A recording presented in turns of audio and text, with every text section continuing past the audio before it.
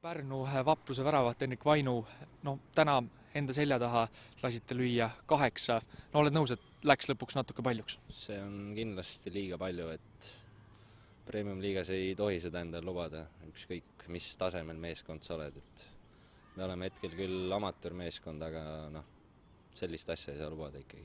Mille taha sa arvad, et täna see jäi? Kas olid individuaalselt vead või meeskondlikult läks midagi täna valesti? Ma arvan, et meeskondlikult olime me tegelikult väga tublid selles suhtes, et mängisime niimoodi, nagu oli taktika ette nähtud, aga ju siis on see, et individuaalselt jäime teatud situatsioonides nõrgaks ja ei jõudnud kontakti minna.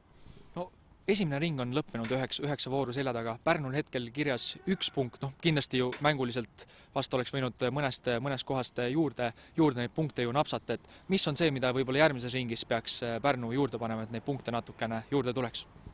Ma arvan, et see samune, et kehasse kontakti jõuda, ja palliga mäng on meil kindlasti paremaks läinud, et selle pealt ma arvan, et me suudame mõned punktid võtta.